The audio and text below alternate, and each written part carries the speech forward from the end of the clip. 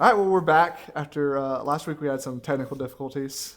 We couldn't get a guest really, and just I don't know, just a lot of things went on last week. But we're back, and now to complete our Deer Run saga, we have the head man himself.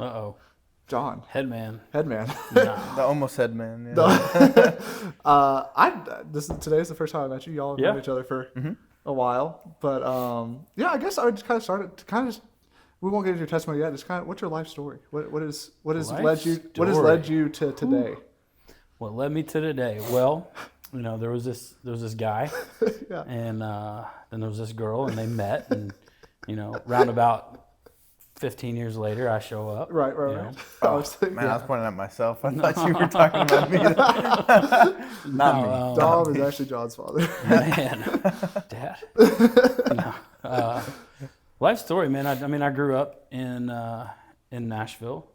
Not really any kind of big story there. Went to, a local private school. Went to college for a year and a half. Okay. Got out of college because I don't learn in a classroom at all. Didn't drop out, just got out. Right. Joined the military at 19. That was fun. Did reserve for 8 years, deployed once. During that time, started a career in the automotive industry. So I spent 22 years with cars. Wow. 5 different dealerships. Wow. The last one was Toyota. You're welcome, Elijah. Interesting way to get to Deer Run. A lot of God movement. Yeah. There were like a bunch of different things, and that's a whole story in and of itself. Sure. But 3 years ago, started at Deer Run, volunteered for 17 years. Okay. Ended up here working for and with my wife and her dad and her mom, and really love it. I don't know that I could have ever told you that I would be where I am today. Sure. But I couldn't imagine myself anywhere else at this point. That's awesome. So that is awesome. Yeah. What private school did you go to? I went to Lipscomb. Okay. Yeah. Gotcha. Okay. Interesting. It was interesting. Anyways. As Jed's wearing his Belmont shirt. Yeah. Battle of the Boulevard and all that. Yeah. But yeah, I guess, tell us about your testimony. Man, testimony. Testimony. I got baptized when I was 8 on Valentine's Day. Wow. So that was neat. Yeah. But I got baptized because I didn't want to go to hell. Okay. So I learned pretty quickly that, telling everybody that I got baptized and that I was a Christian wasn't really what qualified as being a Christian. But still didn't know enough to really dig deep. And I went to a Church of Christ church. So it's a very works-based faith. Yeah.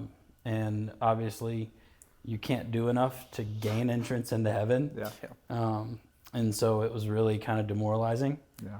And so, 17, 18 years old, I'd started to be able to get out on my own away from my parents and did the whole rebellious thing. And started adulthood and worldly choices pretty early in life. And it was probably, I met my wife when I got back from basic and AIT.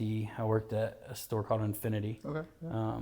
Met her, became friends with her.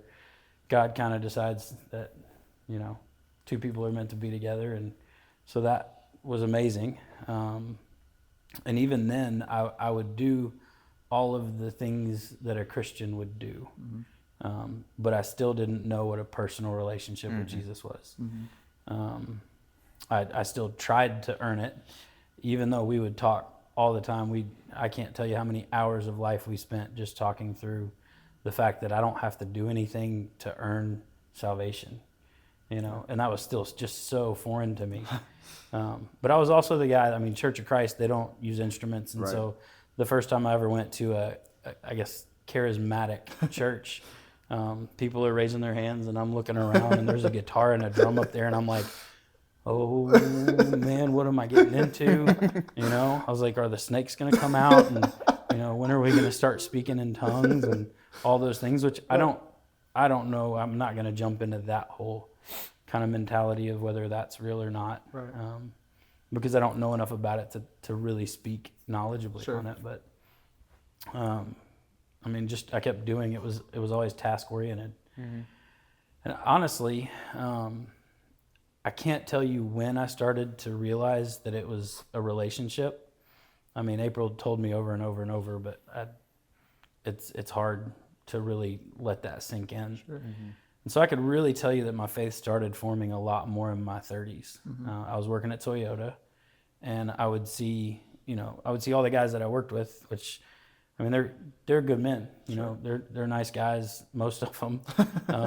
You know, and you could just tell there was a difference between me and them. And so I was like, oh, cool. So I guess I am a Christian because we look different, you know, when you get down to brass tacks. And but still, it was like, I don't really know what it's like to talk to God like I'm talking to my friend, you know, to the man that saved me, you know. I mean, the reverence that's there, but also just the personal, like, intimate interaction with God.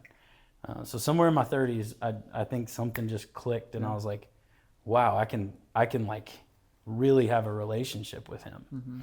You know, it was a couple of years before Deer Run became an idea in my head. I always thought I'd end up at Deer Run, like in my 60s, being the grill guy or taking out trash and doing air filters. Like, naturally, I'd progress to that after my life of work ended.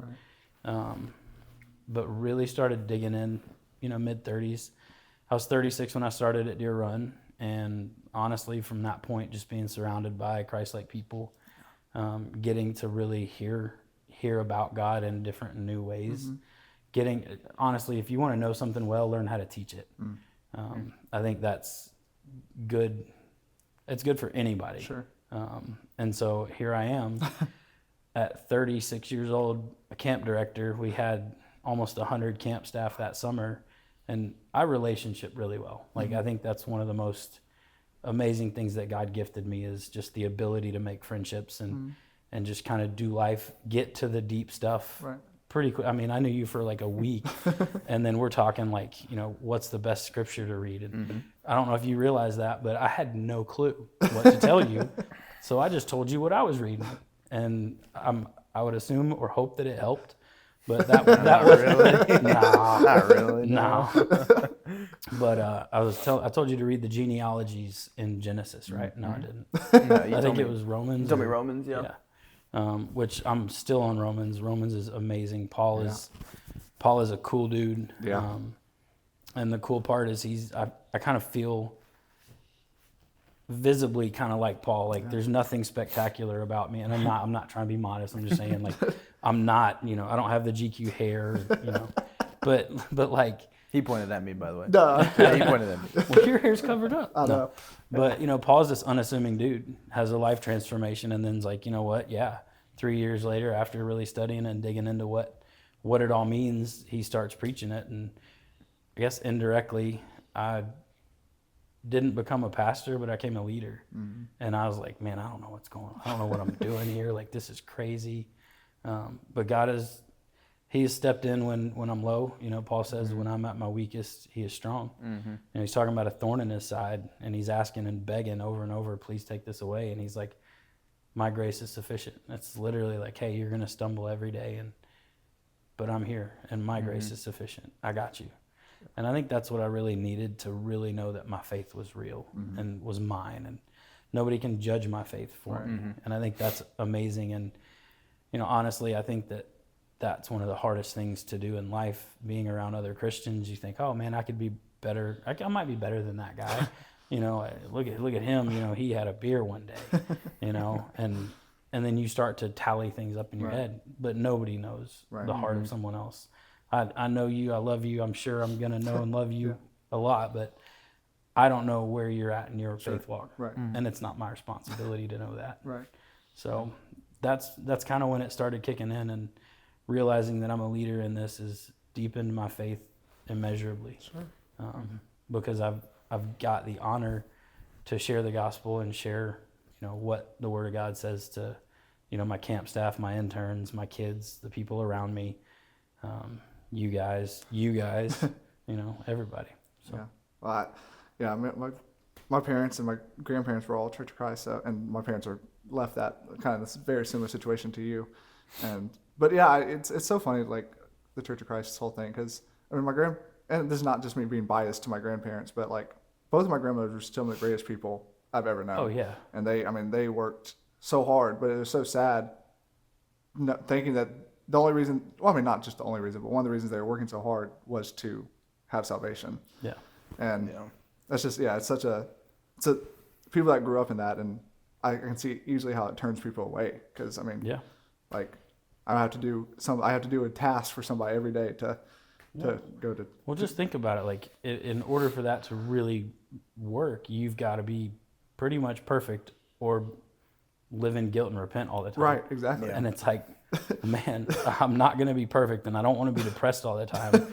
And so you get to that point where it's like, what am I really doing? You don't have the deep, and I'm sure there are people in the Church of Christ faith that have a deep and meaningful relationship with God, and they have that personal interaction. It was never something that was told to me, hey, you know, this is how this works. Yeah. And so I just became a checklist kid. Yeah.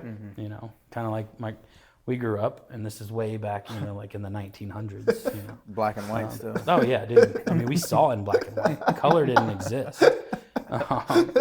But you know, I go back. You're gonna make me lose my train of thought. We would have lists on the refrigerator, and it was your chores list, and you got to check them off if you want, you know, your $5 allowance, which was like $50 back then. Right. You know, that was big time.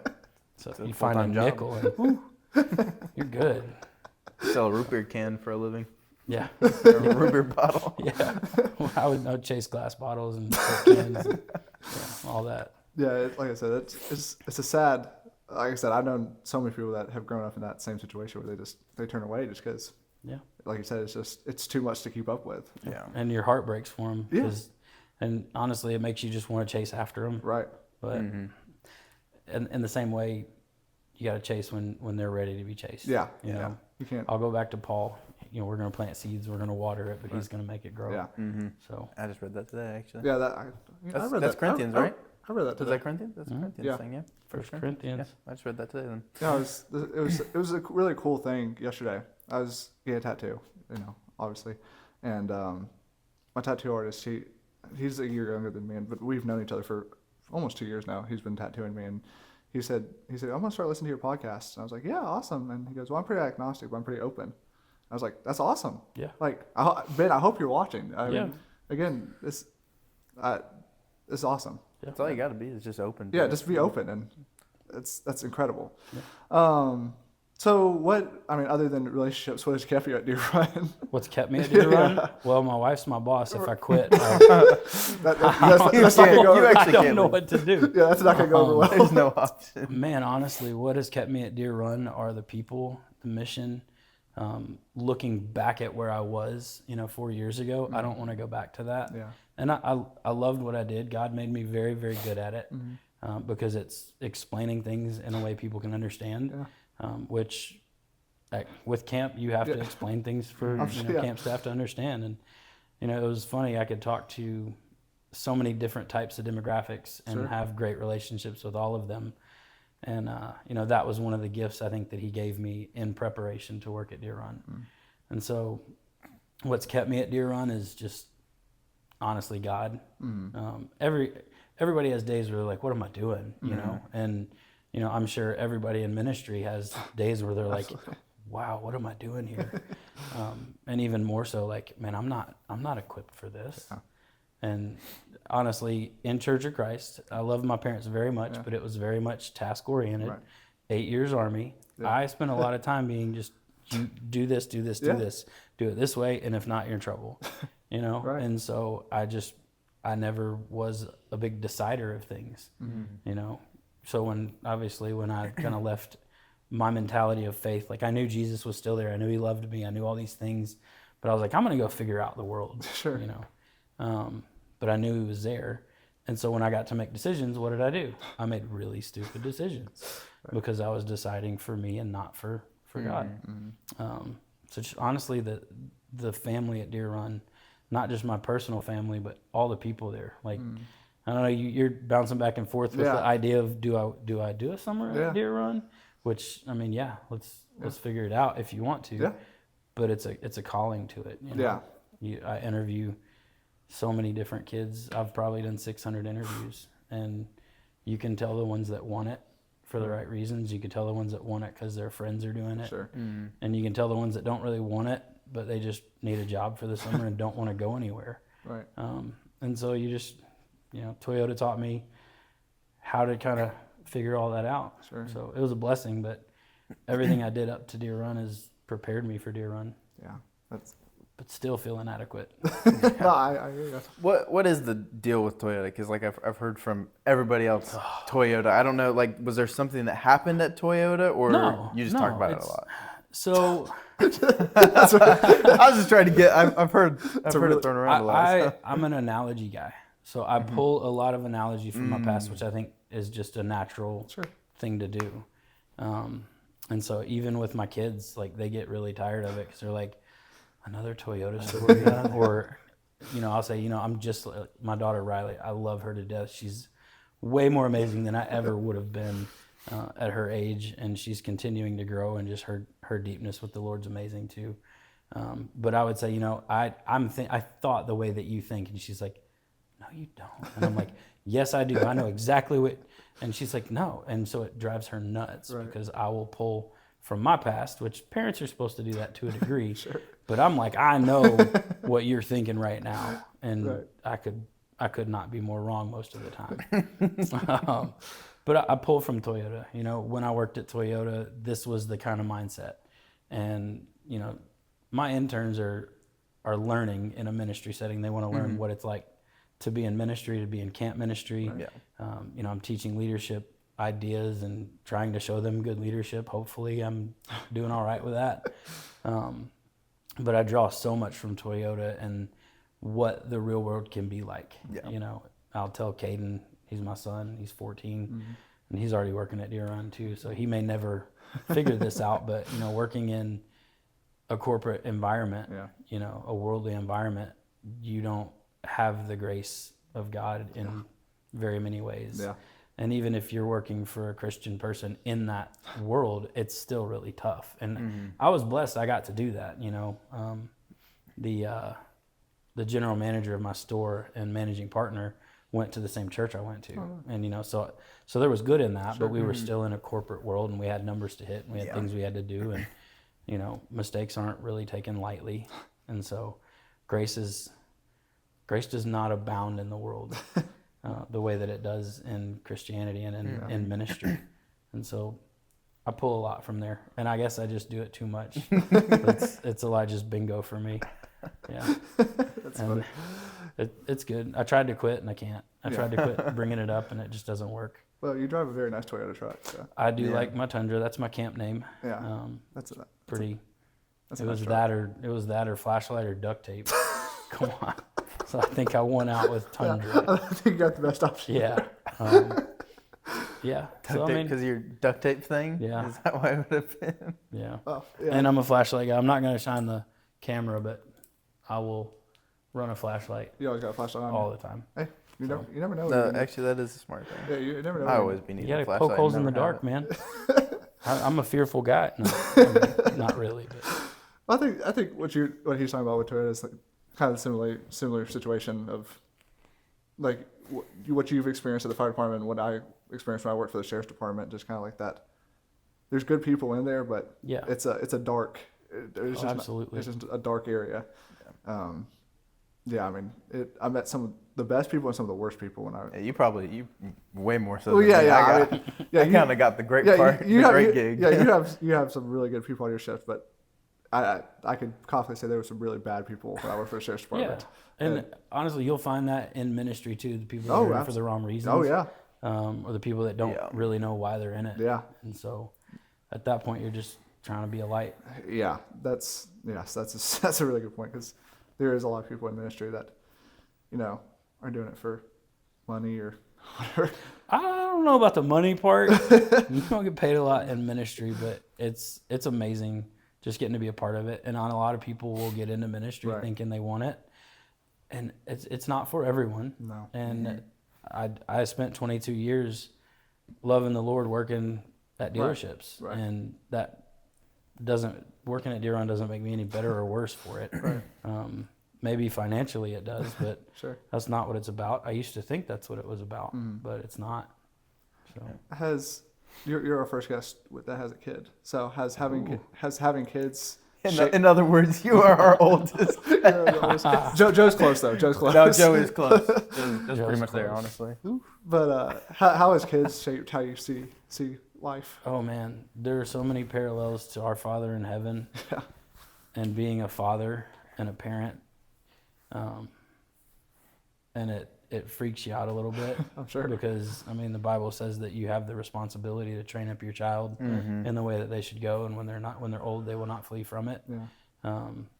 And so honestly, I was really bad at it for a long time. I remember when I worked at Toyota. Shout out. When I left Toyota, I was at Deer Run for about 3 weeks, and I went to the grocery store with Caden, and we were at the checkout. Obviously, I'll talk to a brick wall and have a great day. So what do? I'm going to talk to the cashier. Absolutely. And what am I going to tell her? Like all of the things about my life. And so I'm like, yeah, I just started a new job, really love it. Work in ministry now, and so she's like, oh, that's cool. And she looks at my son and says, what do you think about that? And he's not a talker. If he was in here, he wouldn't say a word. He's just got like quiet wisdom. But he looks up at her and out of the blue says, he's so much nicer now. And it was like the most wonderful dagger to the heart that I think I've ever felt. Just the recognition of it took 3 weeks to get out of an environment where I was not meant to be into a place that God's calling me to, and it was changing everything about me. Sure. Yeah. But it's very hard trying to be a good dad when I'll start crying if I keep going too much. I'm a crier. That's okay. But it's hard when you're leading people, because the Bible says that you will be judged more harshly as a teacher or leader. And that's the epicenter of being a leader, is being a dad. Yeah. Being a mom, which thank goodness my kids have an amazing mom in April. Yeah. She definitely picked up the slack so much while I was trying to figure out what I was doing. And the amazing part is she didn't know what she was doing either, but she did it so beautifully. Shout out. I love you. But being a dad, it's unique. And as I've gotten more into the Word, I can draw more parallels from, what it's like. Even where is, I don't know where it's at. I would be able to tell you if I wasn't thinking about it. Right. But where it says, wives, submit to your husbands, husbands, honor your wives and love them like they love the church, or Jesus loves the church. And so, just in that, in and of itself is, yes, your wives submit to you, but you're serving them more than they're submitting. And so it becomes this beautiful representation. And I think it's amazing that God knew that when he put all this together. And, do you find, is it a fine line of like, because obviously even with your interns and then during the summer where you have a lot of people, a lot of counselors and stuff like that, is it a fine line of trying to be a leader versus a parent to them, or is that like a... Well, I'm camp dad. Okay, April's camp mom, and we have a lot of kids during the summer. We carry them with us. So if you're on staff, you become one of my kids. Good. And I will love you like a dad loves a child, and I'll call you on the carpet in the same way. I know you're just calling Maddox all the time.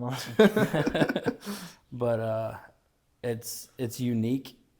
But having kids has really taught me how to take care of my camp staff and how to love them well. Yeah. And I think most of them come back. most of them have enjoyed their time, except for that one shaking his head over there. So. Hey, he's gonna take time out of summer. He's on the wall already. Yeah, Yep. That's crazy. Yeah. What are you looking forward to coming back to Deer Run after? I guess you haven't really been away from it since Toby's always there. But. Yeah. I don't know actually. I haven't really thought that much about it. I've thought about it, but not that much about it. You're hurting your case. Take him off the wall. Not at all. Yeah, I don't know. I think it's one of those things, like you've worked there, you had your time, and then once you move on, it's like, man, I don't want to be the person that's like, all right, I'm coming back. Yeah, but that's the most amazing thing. It is. I mean, it truly is. You find a family when you do 2.5 months of like hard work together. I mean, think you went through, I'm assuming, some level of like a boot camp kind of thing for both of you guys. Yeah. And, I did too. And I made, great relationships and really bonded with the guys in the military that I was with. Yeah. Side note, once things changed, I had to kind of step away from all that. Sure. Just because Right. it was really hard. Yeah. But with camp, you're going through this hard stuff. Sharing the gospel with kids is not easy Right. because you got troublemaker kids. You've got kids that are at different levels. You've got to know how to do all of that. All the while you're having that voice in your head saying you're teaching these kids, you better do it right. Don't mess this up, And so it's tough. Plus you're not sleeping. It's hot. Yeah. I mean, the food's great. The food is amazing. I've actually heard the food is really good. It is. George does an amazing job. Camp store's awesome. We got some new things coming in. Thanks, Elijah. And so, I mean, but it's hard. And you're going bell to bell every day. And it's the same bell at midnight. And you just go from midnight to midnight. And it's tough, but you forge relationships. I tell people that I'm interviewing, which that's a whole nother thing. I hate interviews, but I've done so many of them that I literally turn them into this. So you may not know it, but I'm interviewing you right now. But we just talk, and I tell them if you don't want to share the gospel with kids, if you don't want to go closer to Christ, if you don't want relationships that are going to last forever, then don't be on camp staff with me, because you're going to get all those things whether you like it or not. Right.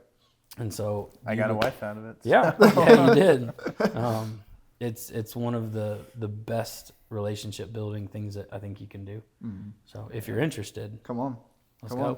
Again, I feel like for the past couple, or pretty much since we started the podcast, this has been one big Deer Run advertisement. So. Yeah, for real. So whenever the check comes in, just let us know. We'll work on it. Get you some royalties. Do you think you were talking about earlier that you were in the military while you were married? Was that a hard thing? Absolutely. Yeah. I mean, I was in the reserves, so most of the time, no. It's like Sure. I would flip a switch. I will Right. tell you that when you go for drill weekend, Right. you've got to flip a switch into military life, and then you switch it off on Sunday afternoon, and you go back home, and you're a dad, and you're not, doing these military-like things. You're just at home with, I mean, you see guys that come back from deployments, and honestly, I before I deployed, I was like, it'd be easy to come right back into it. Right. When I got back from deployment, I was the biggest jerk that you have ever seen. I mean, I was not kind. I was not loving. I was very much, I would even tell April, like, do this. She's like, no, you've been gone for a year.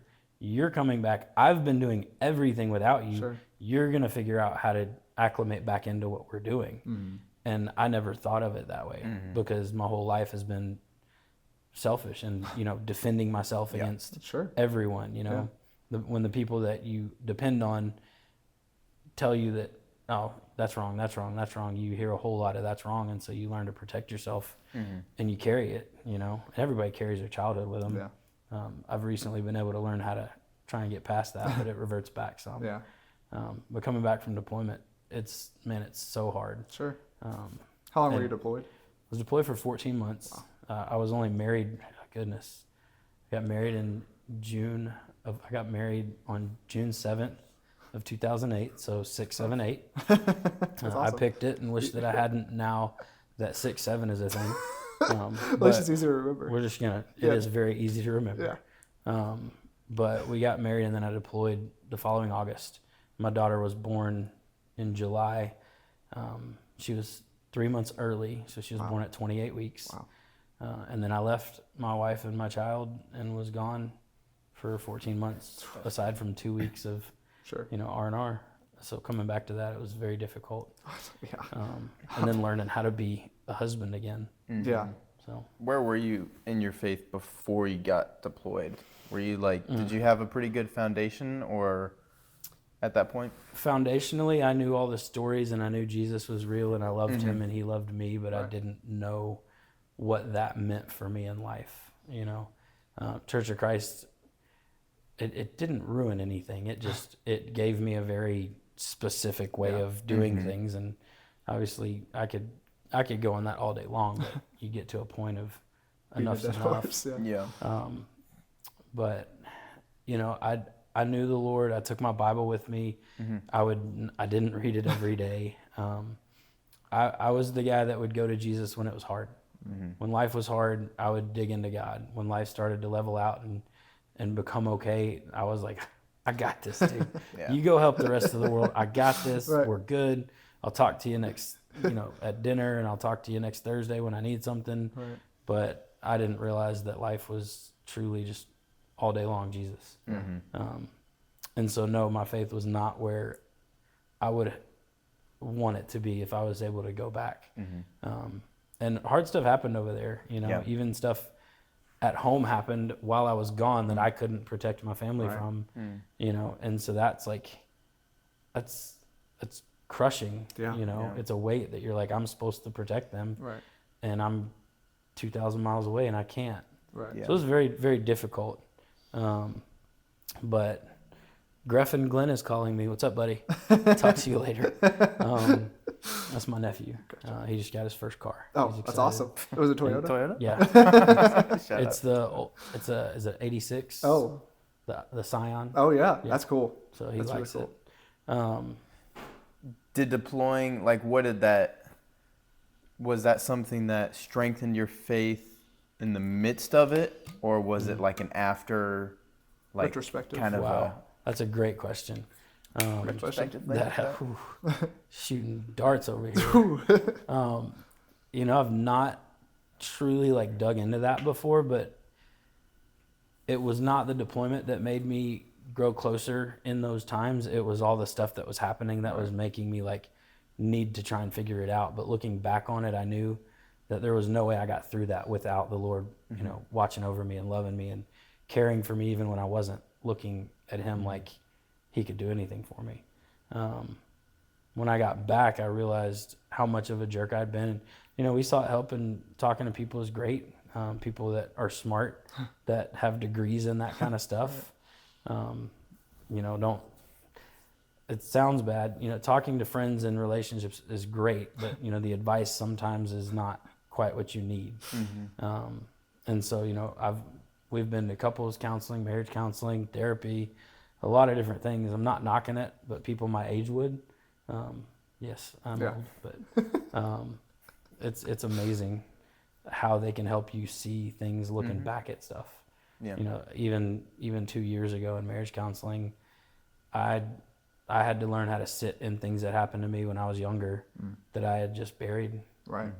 And you think, oh, it's buried, it's locked up. Right. I can compartmentalize. I'm a dude. I don't, I can handle my emotions. No, you can't. Yeah. You gotta figure it out.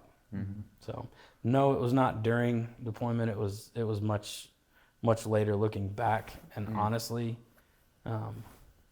it was just small things that I would notice. Right. I think really my faith took off when I realized who Jesus really was for me. Do you think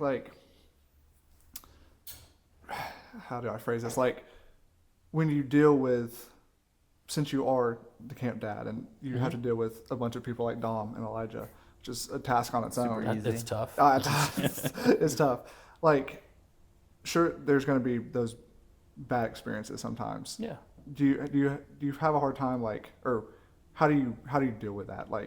When the Bad experiences, just with people or situations. both I'm sure it's a fine line of you're their boss, but you want to pour into their lives. Yeah. With Jesus, he makes it so much easier. Yeah. I can't tell you how many people I will tell there's no way I would do summer camp without Jesus. And so there's a whole lot of remembering the why behind why you're there. And I say that to the staff a lot. Remember your why. Right. Don't forget it, because it's going to be tough. With hard situations with people, I've just learned that you have to be willing to have a hard conversation. Yeah. Which I'm still working on. Yeah, it's a hard thing to do. And honestly, as long as you both step into it with the knowledge that you both love the Lord and you're both on the same team and you're working towards a unifying goal, most of those conversations are really beneficial. But it's hard when those conversations don't go the way that you want them to. Right. because there's this part of your heart that breaks for whatever Sure. has happened, or whatever part that you've played in, someone being hurt by something Right. that you've done. I mean, Right. I think everybody feels that. Oh yeah, But absolutely. when they're your kids, it's hard. Sure. I think one thing that Dom and I have talked about throughout the podcast is like talking about Paul, like that wrestle of like trying to tell people about Jesus, but not feeling like you're in a place to tell people about Jesus. I'm sure that's like, especially in like a leadership position for you. I'm sure that's Yeah. something that I don't know if that's something you struggle with, but for me, if I was in your position, that would be a huge struggle for me. Every day, sharing the gospel and talking about Jesus and helping, like especially with my interns, just praying that what you're going to say is going to be beneficial to help them. That's hard. And at the end of the day, you've just got to realize that if you're asking the Lord for help in whatever situation that you're facing, Sure. He's going to help you. help you. I mean, it's Jesus. Right. He is here to help you. Right. He's the best servant leader that this world has ever seen and will ever see. Yeah. Honestly, you just take it back to Jesus with pretty much anything.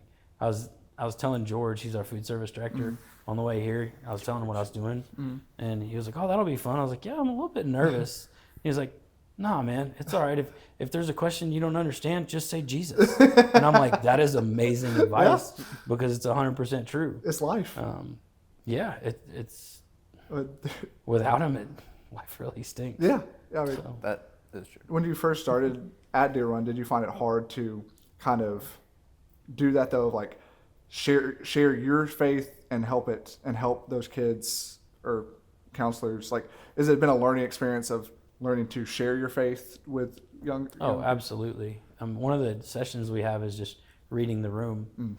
Some people, like I can have a conversation with you about a testimony of mine, and kind of get into the nitty gritty. Right. 3 dudes sitting in a clubhouse just talking about life. Right. I can pretty much bear it all, and Right. I'm not going to be looked at in any kind of certain way. Right. I'm not going to send you off one way or another. Talking to some people, there are things you share and don't share, and with testimonies, it's a big thing. And honestly, I think faith journey is your testimony. Right. So it never finishes. Yeah. So That's true. my testimony then dealt with feeling like, wow, what am I doing? I don't know if this is like what I'm supposed to do, but Jesus told me to do this, so I'm going to do it, and I'm going to figure it out. But it's hard. Anytime you step into something new, and especially in something that can affect people's entire life, there's a huge weight. Right. There's a huge weight there, but Jesus carries that weight. Yeah. Wow. Yeah, I think that's something that, like I said, Dom and I have talked about a lot, just like feeling like sometimes inadequate to share, just because, like I said, it's like how you're throwing stones in a glass house Oh, a lot. absolutely.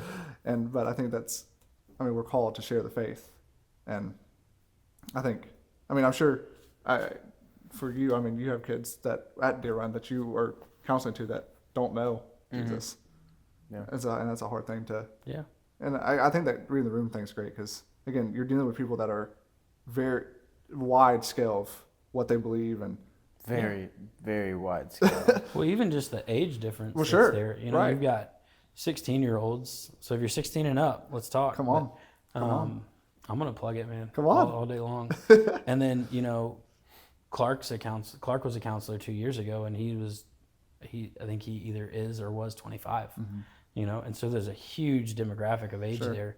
And so you don't talk to a dude in college the same way you talk to, a 16-year-old, kid that's just trying to figure it out. Yeah. And you got to do it with the kids because you got 5 years old all the way up to 14. Yeah. And so there's different levels of that. But I want to go back to the feeling of inadequacy. Yeah. Why do you feel inadequate? Right, and I think that's been this year. That's kind of like been, or the past couple of months, pretty much since we started this.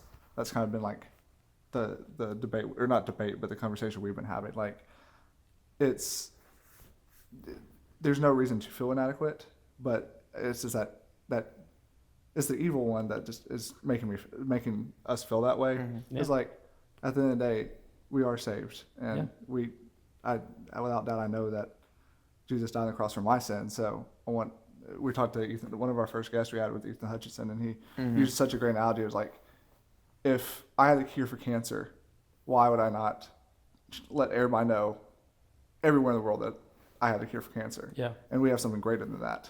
We do. And so you have to put aside your feelings and put aside what you're being told from evil, just to put that aside and be like, you have to share the faith. Yeah. And again, I think that's been the big challenge for me going into 2026. Is like, get out of the way. Let Jesus work through you to help. Yeah. And he's good at it too. Like the enemy's good at trying to quiet you, right, and Well, distract you. Like I think that's the biggest thing for me is distraction. But that's something I think you were saying that gets you a lot is like the log in your own eye. Yeah. Like pointing out a stick in your brother's eye when you have a log in your own. I think that gets you a lot. But I mean, it's true. It's kind of hard to gauge. Yeah, it's just it's a hard thing, but it's all a heart posture thing though too. Like where your heart's coming from, you can kind of like if you have Jesus behind you or not. Because I think like you were talking about it also, you got to gauge on what point the person you're talking to is at. Like somebody that may have had a horrible experience in growing up in church and stuff like that, you're going to have to talk to that person differently than somebody that either has never known Christ or is maybe just kind of knows Christ but living for the world. Yeah. So that's where relationship comes in. Exactly. I mean, 100%. That's huge. Yeah, and so that's like I said, I've talked about this a lot, but like being at Belmont, where I know you know Belmont some, so I mean, where it's a crisis. We'll be there on Wednesday. Really? At the job fair. Oh, really? Yeah. Well, I'll see y'all there. But it's like pretty much everybody I know, for the most part, like people I associate with and my friends there, it's a Christ Centered school, but they're not. I mean, they don't know either anything about God or have had bad experiences. So again, trying to be that light is. But again, we've talked about a lot. Like, we talked to one of our guests. Like, is that fine line of being a light, but also is that just enough? Sometimes you have to go to that extra step. Like, listen, I'm praying for you. Yeah. And like just saying that, like going back to Ethan, he was talking about that, saying like he'd been he worked at like a restaurant job, and there's this cook, I think, that he had been trying to tell about Jesus for a long time, and it was just not connecting, which is completely understandable.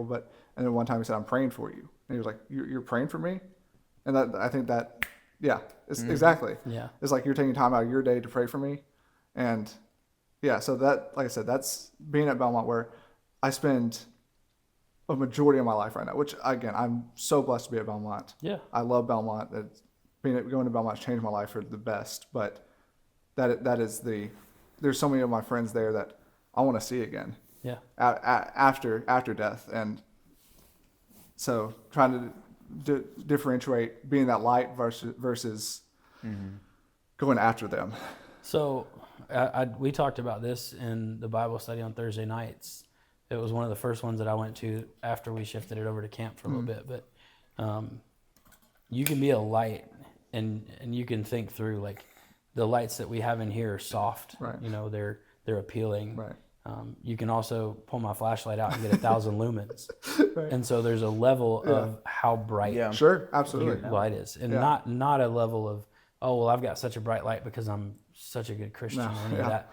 But you've got to be able to say, hey, this person may not need, the full on fire and brimstone chat right now.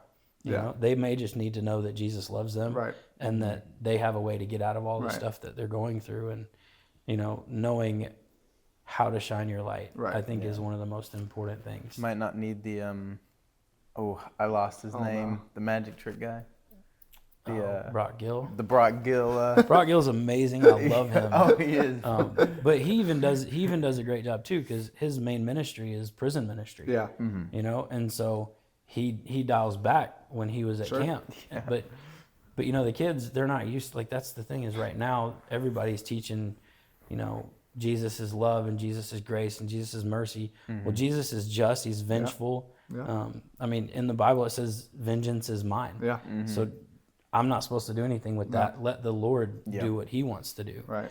And so some of these kids at camp don't know that Jesus is a jealous God. Yeah. You know, like how you think jealousy and you think that's bad, but Right. he's jealous for me. It's in a song. Yeah. And not that it's in a song that makes it It's in a real. song. It's in a song. But, No, it's I in a can song. just- You should I can actually just listen hear to the this. song. It's an amazing song. Yeah. But he wants you. He's He wants your chasing heart. you. He's pursuing you. And, you know, sometimes that means walking through stuff that's really hard. Yeah. You know, that looks like Paul having a thorn in his side Yeah. and, you know, them saying, you know, I'm sufficient. Right. That's what you've got to realize. And so I guess where I'm going with that is just some people need to hear, I'm praying for you. Right. And your friend probably didn't know that that was going to be the thing Right. that turned the corner for Right. him. You know, and over you could say, you know, hey, Jesus loves you and he died for you on the cross. And, Right. you know, what does that mean to somebody that doesn't know Jesus? Exactly. Wow, some guy got killed on a tree. What does that have to do with Right. me? Yeah. Well, you've got to tell them how that relates to Yeah. them. So that's a big deal. That's a big part of it. It's how you shine the light. Right.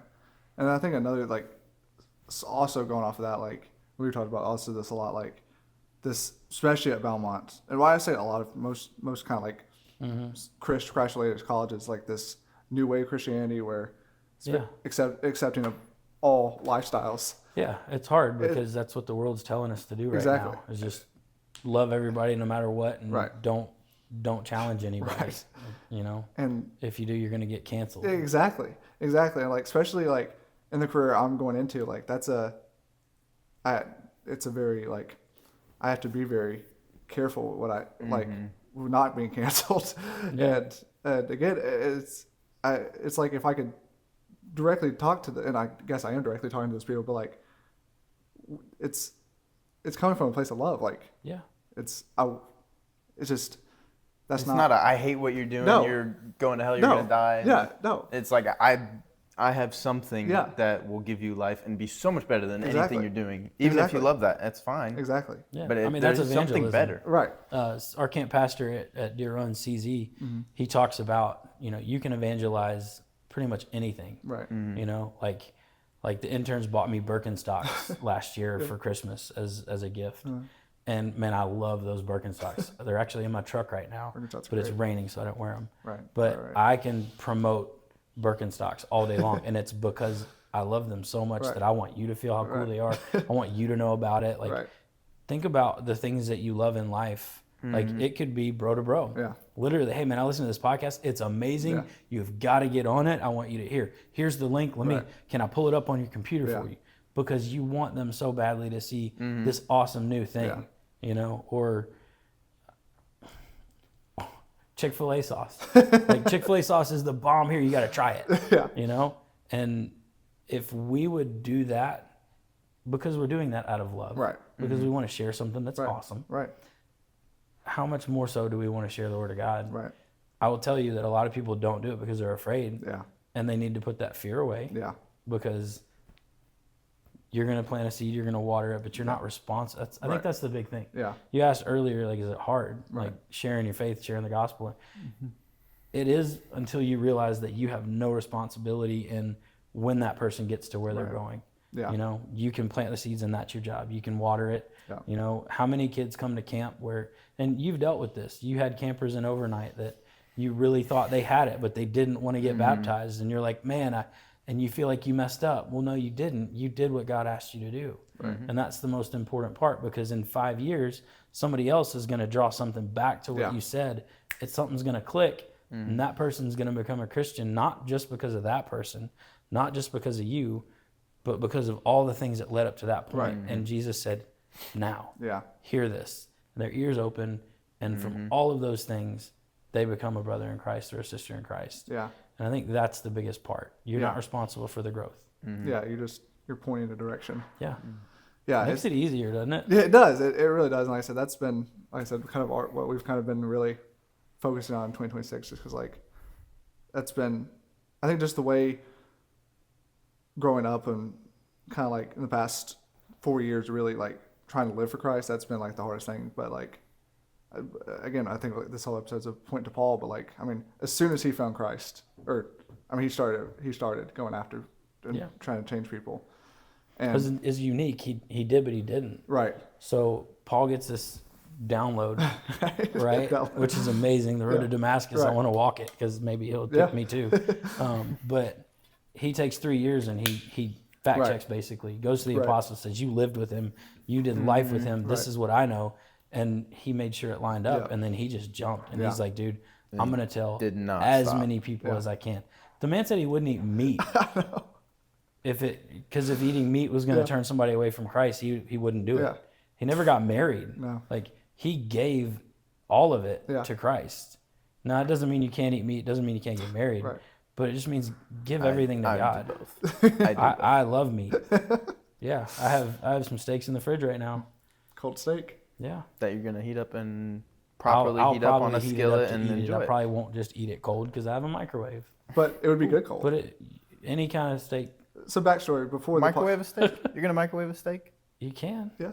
Yeah. I feel like that's disrespectful. Backstory before the podcast. Dom was sharing his. Dom had. You could tell. Dom I have a says he strong has- opinion. Dom has unique taste buds. I say, and if you're listening on podcast or on Spotify, I'm throwing up quotations because that's Yeah. exactly the term he used. They're super taste buds, and I think most cold foods should not be hot, and most hot foods should not be cold. And my go-to is macaroni salad. Macaroni salad's gross. Just give me warm macaroni, please. What about potato salad? Gross. Give me a baked potato. Chicken salad? Give me a chicken, That's sad. hot, out of the oven, fresh. Dom. Don't give me Dom, okay. Dom, I'm gonna pray for you. 90% of anybody will say if you have a nice filet mignon, you are not going to just grab it out of the fridge and eat it or even put it in the microwave. You're going to put it on a skillet and give it the respect it deserves. For the most part, yes, but I guarantee you there's at least a 50-50 on cold pizza. Yeah, I would Cold pizza is a big one. I would rather eat cold pizza than warm pizza I like cold pizza sometimes, sometimes. but it's never just better. Never.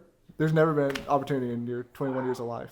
Never been like, I'm so glad I didn't heat this up. I'm so glad I didn't take the 30 seconds it needs in the microwave just to get it a little So warm. you would microwave pizza Yeah, microwave pizza. I actually this morning I and put it in not the give toaster. it the respect that it deserves?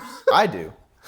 One of the best revelations I've had in the past year is the fact you can microwave bacon.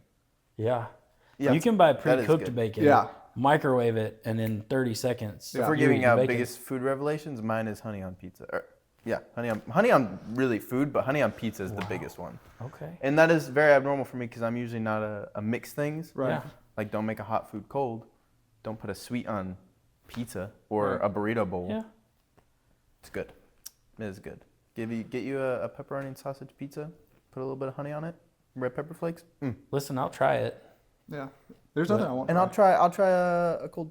No, you won't. Steak. you won't. No, I won't lie to you. No, you won't. Dom, when we played basketball together, we'd go out to eat after every basketball game. Yeah. And we went after one game. We went to McAllister's, and Dom, for the 10 years, 12 years I've known him, pickles have been his number one opposition. Ooh. In all of up. Biggest up. yeah, like he would rather. The devil pickles. Yeah, I mean, it truly like that.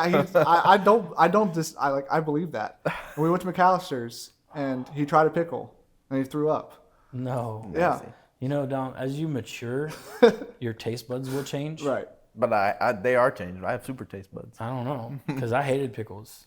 Yeah. And I'll eat them now.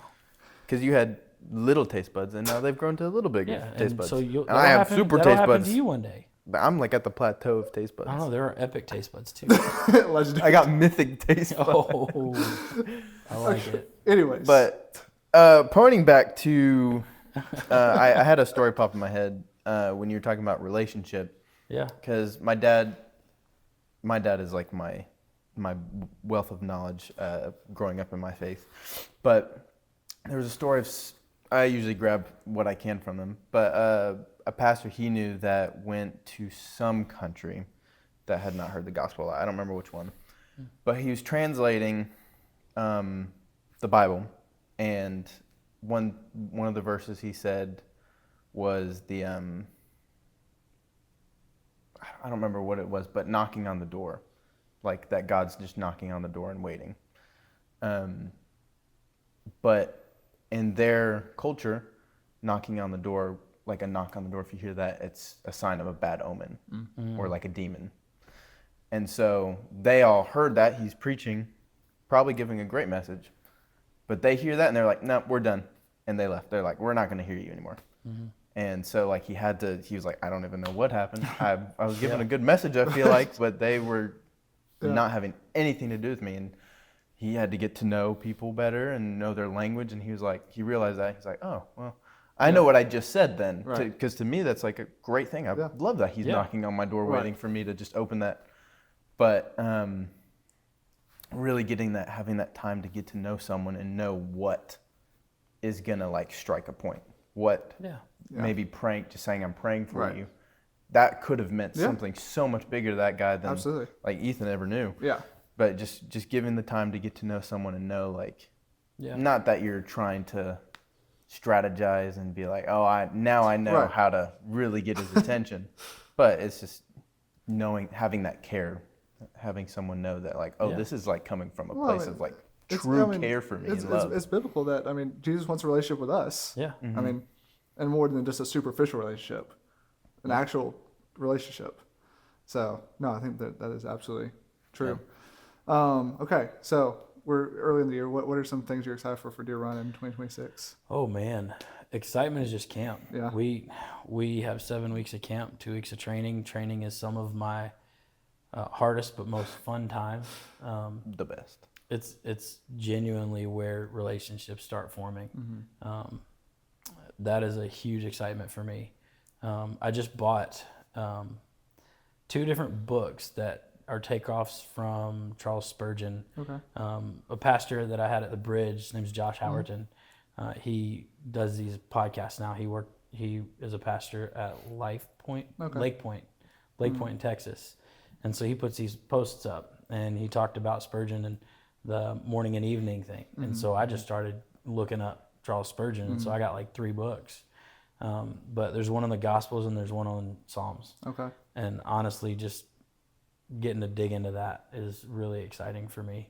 You get Don back at camp this summer. I get Don back. Get Elijah. Elijah's there full time now, which is super awesome. You have a lot of Elijah. I don't know how much of me you'll have, but you'll have me. I'm excited. I put you on the wall. The wall's a big deal. Yeah. You're on a Post-it note on the wall, but it could easily fall off. No, I'm just kidding. Post-it notes are not. No, my Post-it note never. Man, falls. I have a question for you. You're about to work in camp ministry with a spouse. Are you excited? I don't know how much I'll be working with her, but it would be. I guess it would be my first time back with her since we've been married. But I don't know what I'm gonna do yet.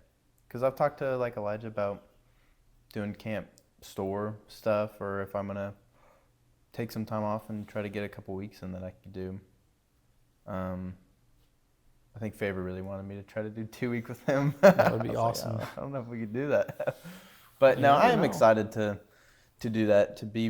There's a lot of memories and just like feelings that come with that place, and it really is just so powerful, even like detached from Deer Run, just like being at a place and talking to a kid and seeing something click in them. It's like, whoa, that's almost more powerful than anything else. And so it's just exciting to just be around kids and be like, it's easy to be one at camp, especially when you're around people like certain camp people like Maddox. Maddox makes it very easy to be like a kid. He does. That's some amazing childlike faith. He is a very wise so excited for Maddox to come back. Yeah, and he's gonna be camp pastor, right? Yeah. Which is gonna be I will tune in for worship nights and camp pastor time for that alone, just for that. I get him on the podcast. Huh? He was gonna be on the podcast. Yeah. Oh. Yeah. Is he gonna be on the podcast soon? Maybe. Remind me. You'll get him on. Yeah, he's truly one of a kind. He's very unique, and I love him. He's awesome. Okay, kind of wrapping up. What is like your overall message that you want to send to somebody listening? Ooh. Work at Deer Run or Toyota. Have your pick. Deer Run is a 501c3. No, I'm just kidding. Man, my message, if I wanted to just leave one nugget for somebody to take with them, it's going to have to go back to, obviously you can say, I love the Lord and the Lord Right. loves you and all of the amazing things, but, you know, touching on feeling inadequate or feeling ill-equipped or not feeling good enough. You know, I take it back to the fact that when Jesus was on the cross, and I wasn't there. I know I'm old enough to be, but I wasn't there. But when Jesus was on the cross, I can just picture him, you know, thinking and saying in his mind, like, Jed, I'm dying for your sins. Dom, I'm dying for your sins. And I was telling one of my interns this, you know, the other day during the snowstorm that we had. Yeah. We had 11 people at my house. Wow. With no power. It was unique. It was a blast. A lot of cold food, I'm sure, was eaten. No, we had Really? gas stove, gas fireplace. That's nice. But I told her that, and I didn't even know what I was really saying at the moment. But when I sat in it and it hit me, it's like Jesus literally died on a cross to save me from all of my sins. Yeah. Not just the sins I've committed, not just the current sins that I struggle with, but anything I'm going to do in the future. He literally said, John, I'm doing this for you. And you can feel inadequate and say, I don't deserve that. And you'll be 100% right. But in accepting him as your savior, you're accepting validity that you're enough, that you're not inadequate. Yeah. And I have to tell myself that every single day, because Satan is really good at taking that guilt and twisting it and turning it and jabbing it in there, or distracting you from the truth that Jesus literally gave his life for you. Like, think about father and son parallels. Right. You know, I would give my life for my children, Right. without question. There's no question there. He did it for people that spit on him. Yeah. He did it for people that killed him. Yeah. And I asked think for- that is our epic love story in this world. Yeah. And he asked for those people to be forgiven. Yeah. That's crazy. That's a nugget, Addie Dup. Cold. But thank you so much for coming Yeah, on. Yeah. it's been a blast. I was a little nervous, but I think It's been good. it's been Yeah, pretty fun. It's been really I'm good. curious what bets were placed on how many times you'd say Toyota amongst the interns. I'm gonna say I filled up somebody's bingo card somehow. I'm very easy to guess what I'm gonna say and how many bad jokes I'm gonna tell and how many times I'm gonna say I'm old. Yeah, Well, but I mean I think that's the fun part. yeah, So. it's wise. Yeah. Wisdom. But hopefully we'll get back going forward. We're gonna get back on I think going back to what we were talking about earlier. I think the devil's been working on trying to break this up and Yeah, distract us. and been doing pretty good at it. he's been doing good. But I think trying to get past that and Yep. get back to it. I think that's Dude, I think this is awesome. I think y'all are doing something that I would be mortified to do. Of course, I didn't grow up with podcasts. right. The internet came out after I was born. Right. Well, again, thank you so much for coming on. Yeah, absolutely. And we'll see y'all next week. Yeah.